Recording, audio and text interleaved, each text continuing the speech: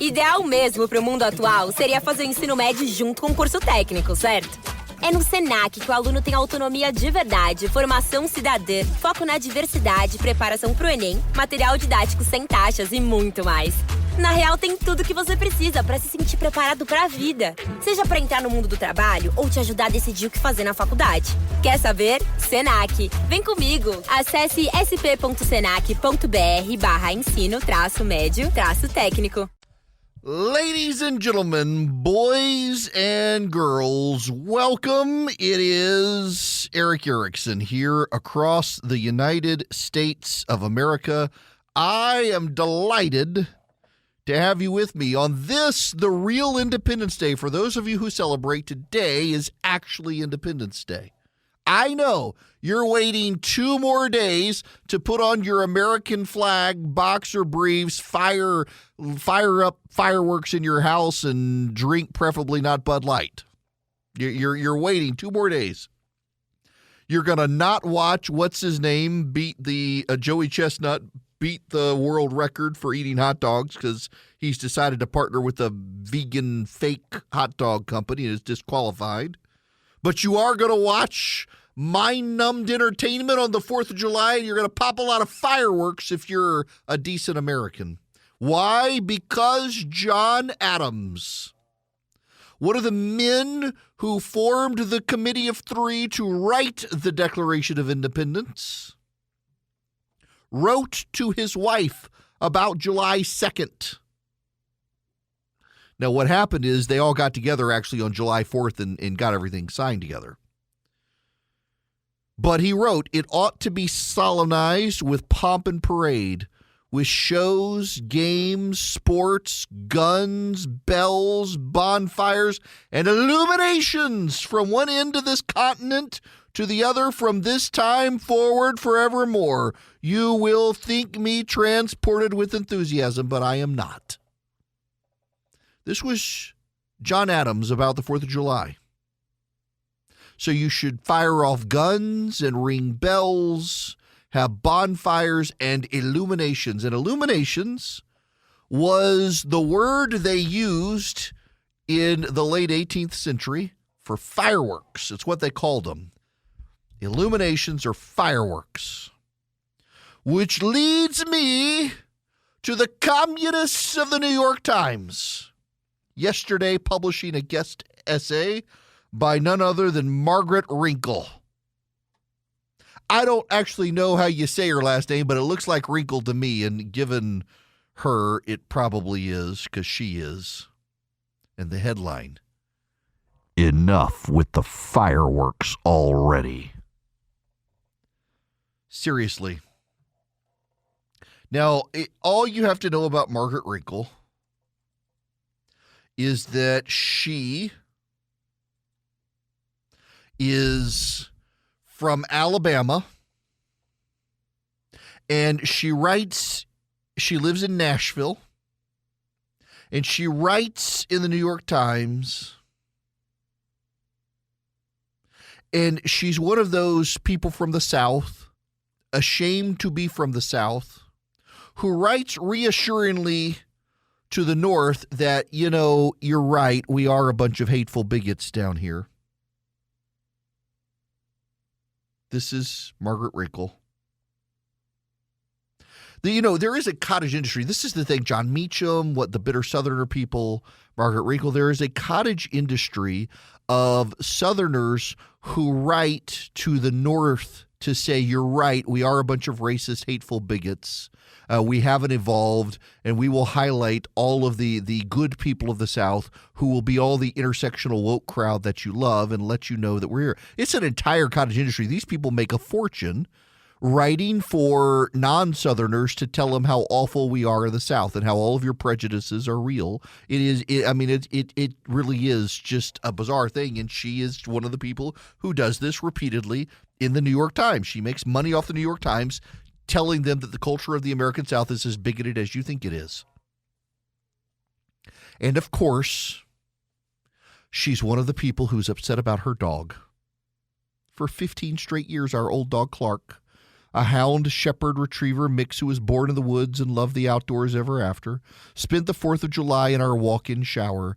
He seemed to believe in a windowless shower and a windowless bathroom offered his best chance of surviving the shrieking terror that was raining down from the night sky outside. Did he think the fireworks, with their window-rattling booms, were the work of some cosmic predator big enough to eat him whole? Did he think they were gunshots or clasts of thunder spreading out from inexplicable lightning bolts tearing open the sky above our house? There's no way to know what he was thinking, but every single year that rangy 75-pound country-born yard dog spent the 4th of July in our shower, trembling, drooling, and whimpering in terror. Clark was lucky. We had friends whose terrified dogs spent one 4th of July fruitlessly trying to outrun the explosions. The next day, a good Samaritan found him lying on a hot sidewalk miles away, close to death. Other friends came home from watching the fireworks to discover their dog had bolted in terror from their fenced backyard and been killed by a car. And those were all companion animals, the ones whose terror is clear to us. We have no real way of knowing how many wild animals suffer because the patterns of their lives are disrupted with no warning every year on a night in early July. People shooting bottle rockets in the backyard might not see the sleeping songbirds, startled from their safe roost, exploding into a darkness they did not evolve to navigate, crashing into buildings or depleting crucial energy reserves. People firing Roman candles into the sky above the ocean may have no idea that the explosions can cause seabirds to abandon their nests or frighten nesting shorebirds to death. Then there's the wildlife driven into the roads. Deer and foxes, possums and skunks, coyotes and raccoons. Any nocturnal creature in a blind panic can find itself staring into oncoming headlights, unsure whether the greater danger lies in the road or the sky or in the neighborhood yards surrounding them, and all that's on top of the dangers posed by firework debris, which can be toxic if ingested, or the risk of setting off a wildfire in parched summertime vegetation. Little wonder then that fireworks are banned in all national wildlife refuges, national parks, and national forests. Animals aren't the only ones to suffer. We live in a country completely saturated with guns, and far too many of them are fired at strangers. These days, many human beings have a similar panicked reaction to the sound of fireworks, mistaking it for gunfire. It's a reasonable mistake. When a man started shooting at a 4th of July parade 2 years ago in Highland Park, Illinois, spectators at first thought they were hearing fireworks. Such shootings are so common now that the whole country is arguably suffering PTSD. It would be so easy to find a new way to celebrate the founding of the nation. So easy, at the very least, to limit fireworks to public celebrations meant to bring communities together. When those communities use low-noise fireworks as well, they limit the stress on people and animals. Such measures wouldn't address the pollution caused by fireworks, though. On average, 4th of July displays account for the 42% more pollutants found in the air on July 4th and 5th than on a typical day. Addressing climate change and biodiversity loss on a planet with 8 billion human beings won't be simple. How to grow affordable food without using petrochemical fertilizers and pesticides, the poison pollinators, is a challenge. How to build enough housing for human beings without also interrupting natural ecosystems is a challenge. Such things are doable, though they won't be easy, but there are easy things we can do at no real cost to ourselves. We can eat more vegetables and less animal protein. We can cultivate native plants. We can seek out products that aren't packaged in plastic, spend less time in cars and airplanes, raise the thermostat in the summer, and lower it in the winter. In that context, surely we can give up fireworks. Of all the little pleasures that give life meaning and joy, surely fireworks don't come close to the top of the list, and it costs us nothing to give them up. The conflation of selfishness with patriotism is the thing I have the hardest time accepting about our political era. Maybe we have the right to eat a hamburger or drive the biggest truck on the market or fire off bottle rockets deep in the night on the 4th of July, but it doesn't make us good Americans to do such things. How can it possibly be American to look at the damage that fireworks can cause to the atmosphere, to the forest, to the wildlife, to our own beloved pets, and to ourselves, and shrug? Y'all, this woman is a joy to be around, is she not? Is she not? I mean, this woman, she puts the joy in joylessness. I mean, my goodness gracious, give up your hamburgers. Give up your cars. Give up celebrating the 4th of July because you're selfish if you support the 4th of July. This is the epitome of the New York Times in one column. You must give up your life, your happiness, and your celebrations of our founding to save your dog. Y'all, I like my dog a lot. And my dog will be panicked and barking on the 4th of July. And you know what? In honor of this article, I went out last night and I bought $600 worth of fireworks. I bought the biggest mortars they had, the 5 inchers. In Georgia, you can get up to 5 inches legally. That's what she said. 5 inches you can get.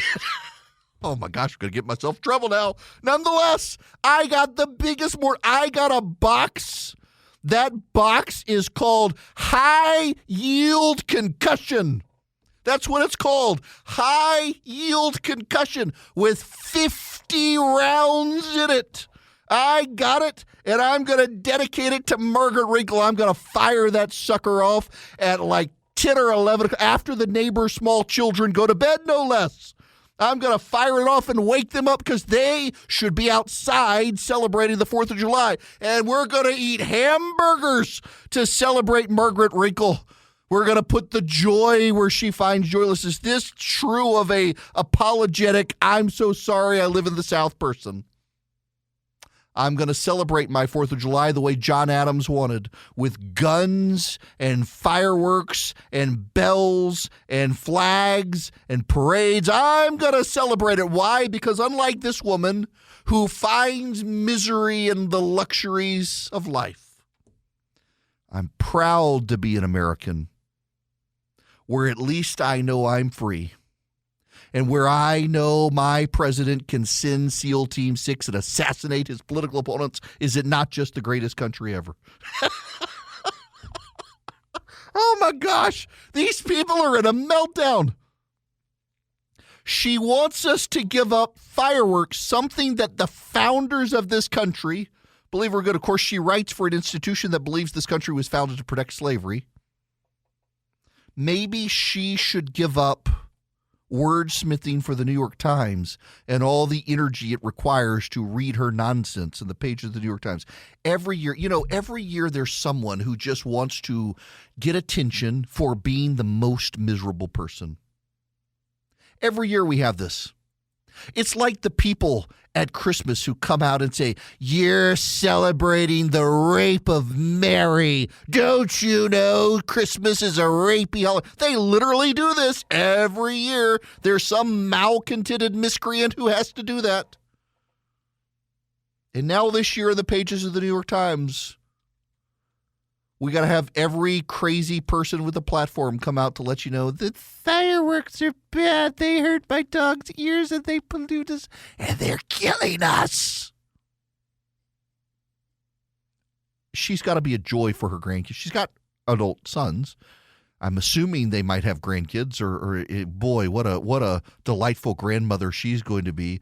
Grandmother, we're going to go fire up. We're going to go light sparklers and celebrate. No, you're not firing up those sparklers. I want you to have the Impossible hot dog instead. Grandmother, this doesn't taste good. I don't care. It's good for the environment. Who cares about you? You shouldn't be here anyway, you carbon mouth-breathing polluter. Yep, she's going to be a real joy to bring the grandkids home to. My goodness, this is what the New York Times wished to offer for the week of the 4th of July. A bitter old Southern woman saying, "I wish you wouldn't pop fireworks. They're bad. I don't like them. I don't really like the country, but I can't say that, so I'll just say, give up your joy and happiness, and that will make me happy." No, lady, I'm popping a whole lot of fireworks, and I'm dedicating them all to you. Hello there. Welcome. It is Eric Erickson here. The phone number 877-973-7425. Should you wish to be on the program, I want to go to Bart's phone call because this is super relevant to everything going on out there. Welcome, Bart. How are you? Yeah, hey, great on July 2nd there. I love that one. Appreciate it. Yeah, remember this afternoon the word mulligan, okay? So. Yeah. Oh, yes. Actually, this afternoon I'm going to say, look, bear! And while they're distracted, I'll just drop the ball somewhere good. Yeah. Hey, Ohio. Has anybody run through that scenario if Biden gets off the ballot? That could create a whole bunch of anxiety for Sherrod Brown up there. Yeah, look, so part of it is they're rationalizing the Democrats. For those of you who don't know, the presidential selection for the November ballot in Ohio must be done by August 7th. And the president's convention is not until August 19th, which makes it impossible.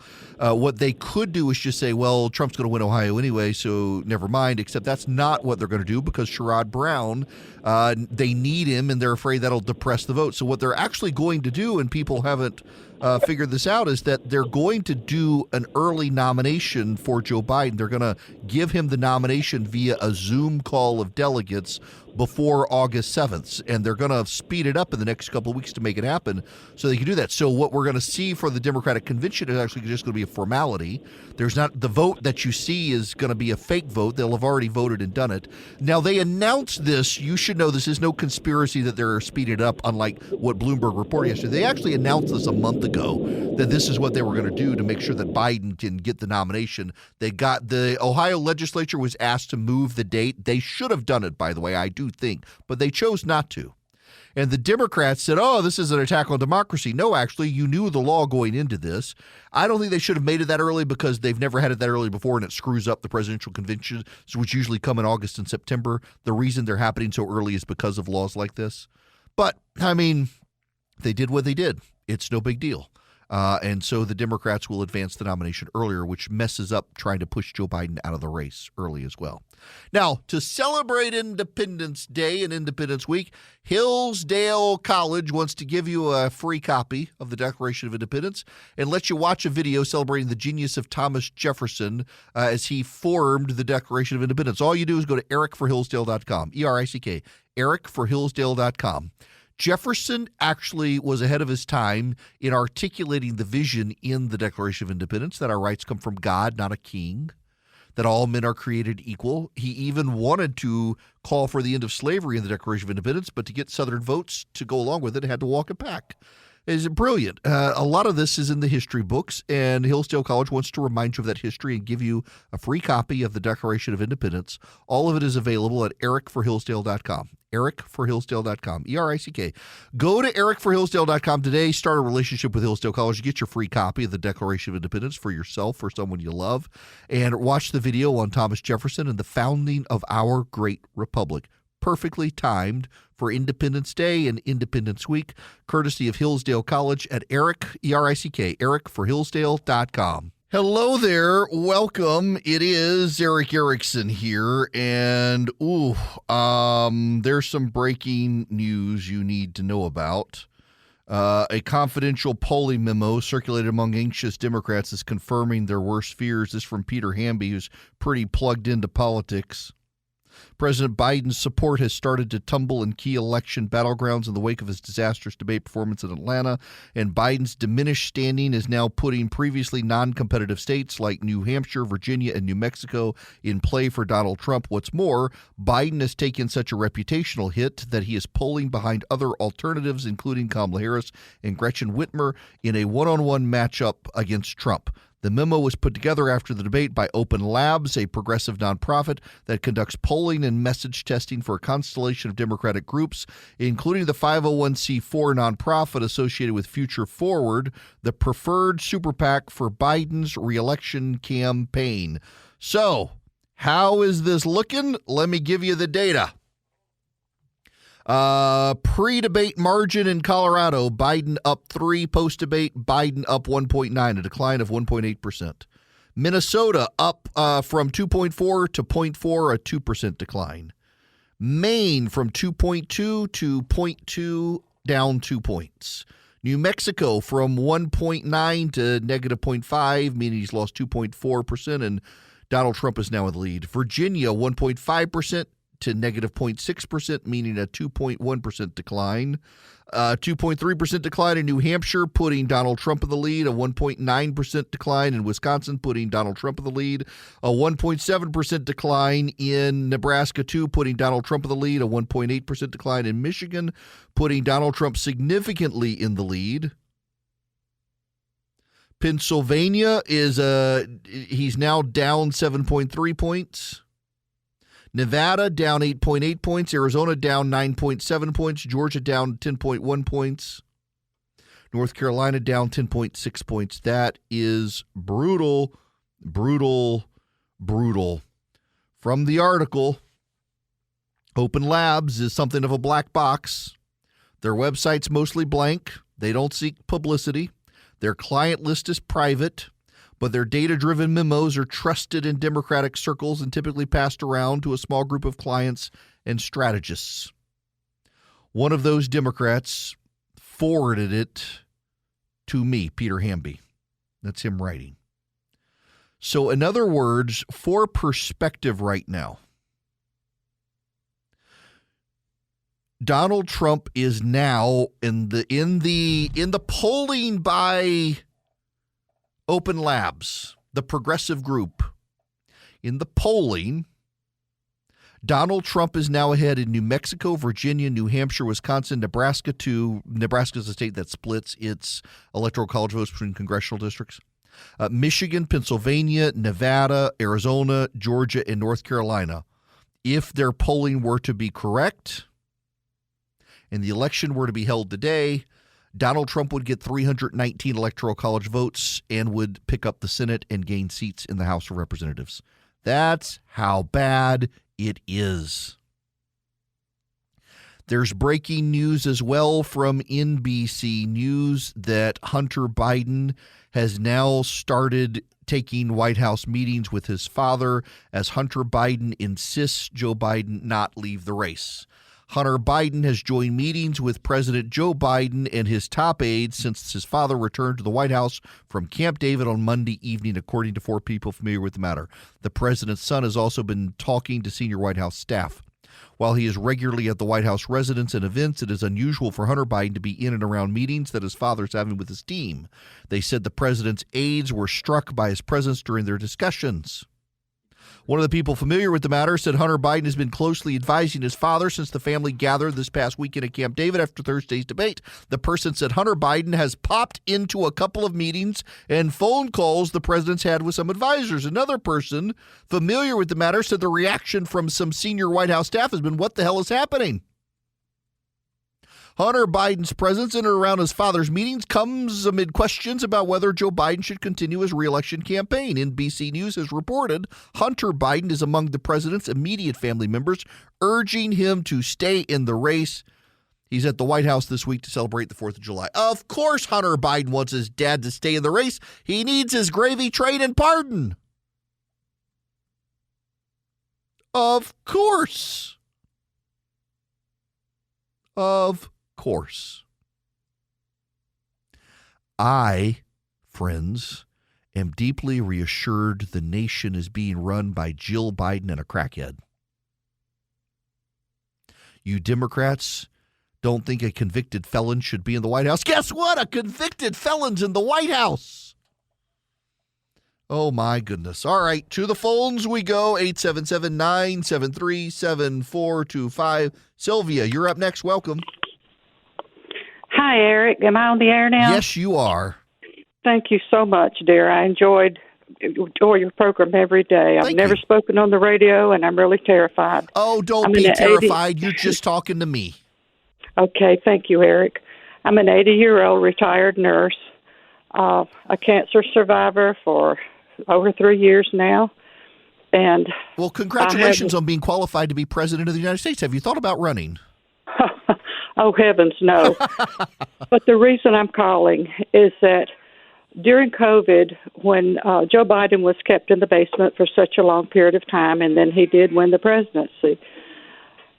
Being a nurse, and I'm so disappointed in the American medical, I don't even know what to say. It was apparent to me that there was something cognitively wrong with Joe Biden. I guess it's just from years and years of having to assess patients, because you have to know where they are cognitively concerning their care and ability to take their medicine and such things as that. But he was elected. I said this to several people. They just thought I was nuts. But I cannot believe that in all this period of time that people haven't brought up the fact that Joe Biden has had brain surgeries. He had a brain aneurysm many years ago. It was life-threatening. It did rupture. He had brain surgery. Then he had another aneurysm that did not rupture. I don't know if they clipped it or what they did. But there's a saying that I didn't hear until recently from neurosurgeons, and of course it's just anecdotal, but it says, once the air hits the brain, you're never the same. Mm-hmm. Now, take it for what it's worth. That's just anecdotal. But there may be some scar tissue there. I think before anyone should be running for the presidency of the greatest nation on the face of the earth, there should be some cognitive testing done. We, as Americans, we deserve to know what kind of medication those people are taking. Are they taking something, for dementia or severe depression? There are many medications that could affect how they respond to any situation. And now that it's apparent that Joe Biden does have some severe mental issues, I look back on it, and the family had to have known this. They had to have known this. All the people around him had to have known. But the goal was to beat Donald Trump. Mm-hmm. And they did that successfully. But it's gotten so much worse, and it's really frightening. There are 360 souls in our wonderful country. He has the safety of all of these souls in his hands for his decision-making. When the poor man needs help to take care of himself. But that's my only comment. I'm disappointed that some very smart doctors haven't come forward to express their concerns. So, Sylvia, I got to ask you a personal question. Yes. Are there farm animals behind you? No. There sounds like there's something in the background that sounds like a cow moving or a sheep braying or something. I couldn't figure it out. If you have to know, I'm mopping my floor. Oh! And it's a little swifter that makes a little sound, so I'll stop doing that. No, I'm like, so Kobe and I were in here. I'm in studio today with my culture. We're looking at each other. It's like, I think she's out on a farm somewhere. No, I just finished shucking a lot of corn that I'm going to cook, and I was mopping my floor I'm coming to your house. I just had to make that comment. I'm very, very disappointed. I know the family encouraged him, and they wanted this for the family, and I think there was a lot of financial gain there. Oh, yeah. But the fact that I feel like our medical community, especially people concerning different types of dementia, I think they've really let us down and put us in quite a dangerous situation. You're absolutely right. Now, listen, I'll let you go back. See, this wasn't tough. Now you've had your debut live on air while mopping the floor, no less. I thought it was farm animal. I was like, no, it was the Swiffer. Oh my gosh, that makes my day. And shucking corn too. Y'all, so this time of year, my wife's family goes to Illinois. My mother-in-law's from Southern Illinois, El Dorado, and they go up there, and they're farmers up there, and they have a catfish pond, and for the 4th of July every year, they get fresh catfish, they go out into the field, they pull the corn off, they shuck it, and it's like the freshest meal you'll ever have, and they're headed up there for that this year. The corn on the 4th of July is one of life's fresh out of the field corn, one of life's great pleasures. If you've never had it, I'm sorry, but it is not store-bought corn. It is like fresh out of the field corn on the 4th of July is one of the greatest things. All right, Philip, you're up next. This better not be the Philip who works for me shirking his responsibility to call in. Well, okay. Nope, definitely not. Well, my question, Eric, is the Supreme Court maybe allowed, after it goes down to the lower courts, not to be prosecuted for things done on office under his authority. But what is the impeachment for then? Okay, so great question. The President of the United States can be prosecuted after he leaves office for things that he did that were criminal while in office and of a personal nature. They weren't related to his duties as president. Impeachment is for you can, while in office, remove the president for having broken the law and speed up the prosecution of him afterwards. If the president has broken the law, it's not just a policy dispute. Congress can impeach him at any time. But frankly, if the president has not broken the law, but so vehemently Congress can't stand what he's doing and the votes are there, Congress can throw him out of office. If the mood of the country shifts after 2 years and the country is diametrally opposed to a president staying in office, the Congress can impeach the president and throw him from office, whether or not he committed crimes or not. The Constitution says high crimes and misdemeanors, but the fact of the matter is impeachment is a political calculus. And let's just say there's a blowout election and the president now suddenly is looking at 2/3 of the Senate is against him. Majority of the House is vehemently against him. There's had an election. His team has been slaughtered in the polls. Well, you can throw the president out of office. Or if the president did commit a crime, he can be prosecuted once he leaves office, according to the Supreme Court decision yesterday. If he committed a crime, he can be prosecuted, but he can't be prosecuted until he leaves office. So an impeachment can be to force him out of office to get him prosecuted immediately as opposed to waiting until his tenure in office is up. So it's still valid and works. All right, Scott, you're going to be the last caller today. Welcome. How are you? I'm doing good. How are you? I'm great. What's going on? Hey, I got one for you. If everybody that gets polled that's a Republican says, hey, I'm going to vote for Biden, and then Biden stays in office because his polling is way up, and then everybody votes for Trump, well, guess what? We win. Yes. The problem is herding the cats of the right to get everyone to do that. It's a great idea, but I don't think it can be done successfully to get everybody to do it.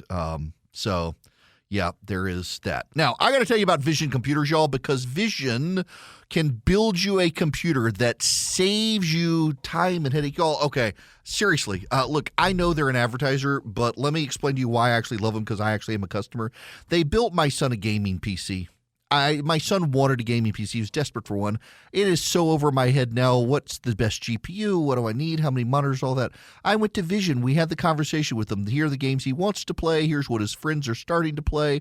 So they built him a computer. He's fully compatible with everything he started playing. Well, after we got the computer, it stayed up to date. It's great. He's had problems with it, and it's not Vision's fault. He just got rambunctious and loosened a cable and didn't realize it. But he called the number, and Vision, 15 seconds less, they're like, here, let's check the cables first, make sure the power's on, and boom, they got it fixed. I've never had to be IT support for my kid. Vision takes care of it. They can do that for you as well. Call them at 404-COMPUTE. 404-COMPUTE.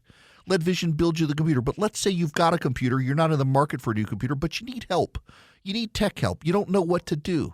Vision can do that for you. They can do it for your office as well. If you're a small businessman, you can't afford an in-house IT guy, Vision can be that guy for you. So your employees get a special phone number. They call 15 seconds or less. They get the answer faster than Google search, email support, printer support, you name it. All for $179 a year, not a month. A year. Yeah, unbelievable deal per computer. All you got to do, call Vision Computers, 404-COMPUTE. Tell them I sent you. You're going to get an even better deal. You're going to save more money. 404 Compute. And by the way, listen, I realize it's 404 number. That's Atlanta, Georgia, but it doesn't matter. If you're listening to me right now on KST in Sacramento, California, Vision does nationwide tech support. So your small business in California already in the hole because of Gavin Newsom's policies, you can save money and not have the in-house IT guy. You can use Vision computers in Georgia too. Any of you nationwide can use Vision. 404 Compute. Call them and tell them I sent you so you save even more money, or go check them out at visioncomputers.com. Greetings, conversationalists. I said we were done with callers, but I feel like I got to take Tammy's phone call because she disagrees with me on something, and I'm not opposed to those who disagree with me. So, Tammy, you're going to be the last caller today. Let me have it. What? Okay. No, I just wanted to know if you have anybody that has PD or PTSD. Yes. You do. Okay. And the bombs that go off, just like you said that you're going to do purposely, those, what about that's not what the Founding Fathers wanted us to do.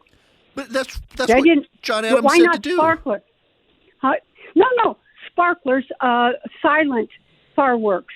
That's fine, but if everybody's putting these big bomb fireworks off, it's terrible.